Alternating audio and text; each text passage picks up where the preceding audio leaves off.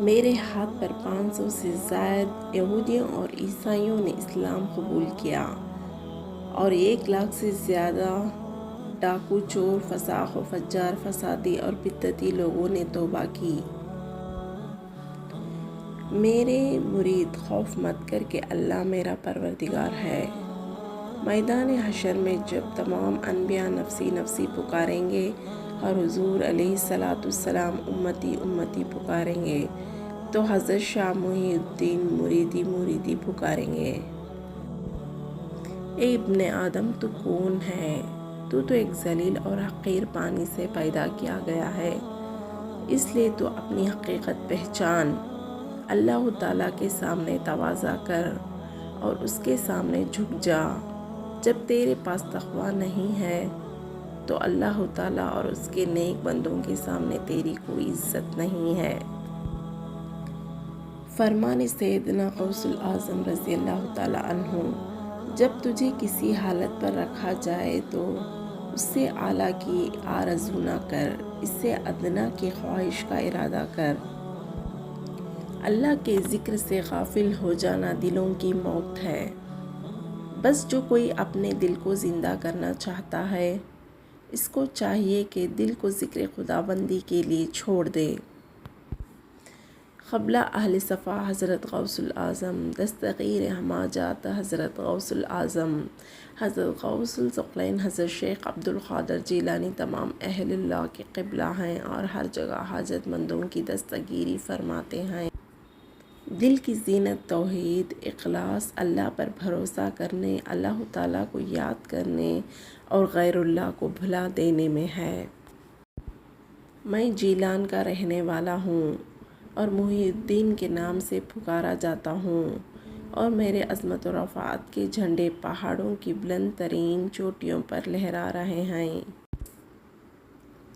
جب اللہ تعالیٰ کی محبت کسی شخص کے دل میں ٹھہر جاتی ہے تو بندہ اس سے مانوس ہو جاتا ہے اور ہر اس چیز کو دشمن سمجھنے لگتا ہے جو اس کو اللہ تعالیٰ کے انس سے غافل کر دے۔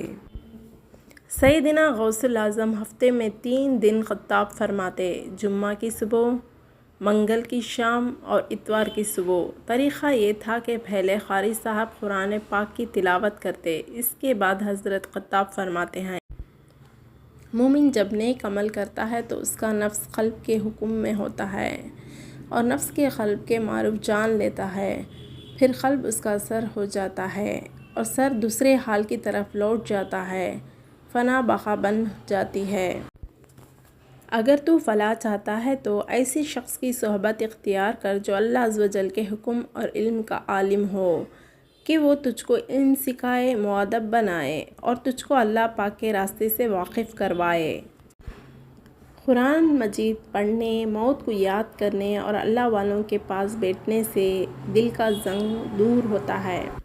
شیخ محمد بن قائد دانی فرماتے ہیں، میں نے سیدی شیخ عبد القادری رضی اللہ تعالیٰ عنہ سے پوچھا کہ آپ کی ولایت کا دار و مدار کس چیز پر ہے؟ فرمایا، سچائی پر۔ میں نے کبھی جھوٹ نہیں بولا، حتیٰ کہ اس وقت بھی نہیں جب میں مدرسہ میں پڑھتا تھا۔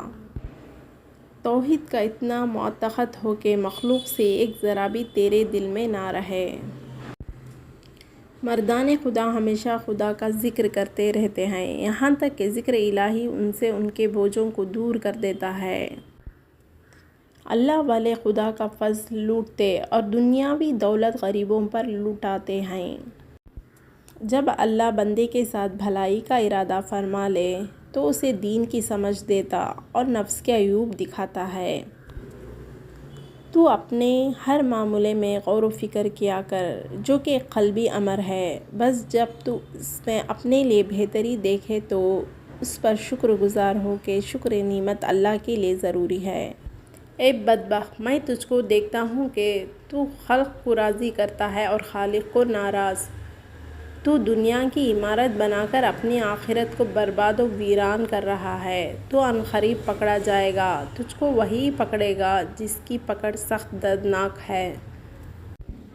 جہالت تمام تر فساد کا باعث ہے۔ حضرت غوث الاعظم ارشاد فرماتے ہیں، لوگ کہہ رہے ہیں کل عید ہے، کل عید ہے، اور سب خوش ہیں، لیکن میں تو جس دن اس دنیا سے اپنا ایمان سلامت لے کر گیا، میرے لیے تو وہی دن عید ہوگا۔ حضرت شیخ عبد القادر جیلانی کی مجلس مبارک میں باوجود یہ کہ شرکاء اجتماع بہت زیادہ ہوتے تھے، لیکن آپ کی آواز مبارک جیسے نزدیک والوں کو سنائی دیتی تھی ویسی ہی دور والوں کو سنائی دیتی تھی، یعنی دور و نزدیک والوں کے لیے آپ کی آواز مبارک یکساں تھی۔ اہل اللہ کے پاس بیٹھنا ایک نعمت ہے، اور اخیار کے پاس بیٹھنا جو کہ جھوٹے اور منافق ہیں ایک عذاب ہے۔ اللہ تعالیٰ اور رسول کریم صلی اللہ علیہ وسلم کے نزدیک صحیح النسب صرف اہل تقویٰ ہیں۔ سیدنا غوث الاعظم رضی اللہ تعالیٰ عنہ فرماتے ہیں، بے شک میرا ہاتھ مرید پر ایسا ہے جیسے زمین پر آسمان ہے، اور فرماتے ہیں کہ اگر میرا مرید عمدہ نہیں تو کیا ہوا، میں یعنی اس کا آقا عبد القادر تو اچھا ہوں۔ اگر تیرا ارادہ مقصد یہ ہے کہ تیرے روبرو کوئی دروازہ بند نہ رہے، بس تو تقویٰ اختیار کر، بتحقیق تقویٰ ہر دروازے کی کنجی ہے۔ اسلام لا، پھر علم پڑھ، پھر عمل کر، پھر اخلاص کے ساتھ توبہ کر، ورنہ تجھے ہدایت نہ ملے گی۔ اے فقیر، تو امیر کی آرزو مت کر، ہو سکتا ہے وہ امیری تیری ہلاکت کا سبب ہو۔ ایک دفعہ دریائے دجلہ میں ایسی طغیانی آئی کہ بغداد کے غرق ہو جانے کا خطرہ پیدا ہو گیا۔ لوگ حضرت شیخ کی خدمت میں حاضر ہوئے۔ آپ نے ایک جھڑی ہاتھ میں لی اور دریا کے کنارے جا کر ایک جگہ گاڑ دی اور فرمایا یہاں تک، اور اسی وقت پانی کم ہو گیا۔ شان غوث الاعظم رضی اللہ تعالیٰ عنہ۔ کسی نے پوچھا، آپ کو ولایت کا علم کب ہوا؟ فرمایا، جب میں 10 سال کا تھا، گھر سے مدرسہ روانہ ہوتا تو میں دیکھتا فرشتے میرے ارد گرد چل پھر رہے ہیں۔ جب میں مدرسے پہنچتا تو میں سنتا کہ فرشتے بچوں کو کہہ رہے ہیں، اللہ کے ولی کو بیٹھنے کی جگہ دو۔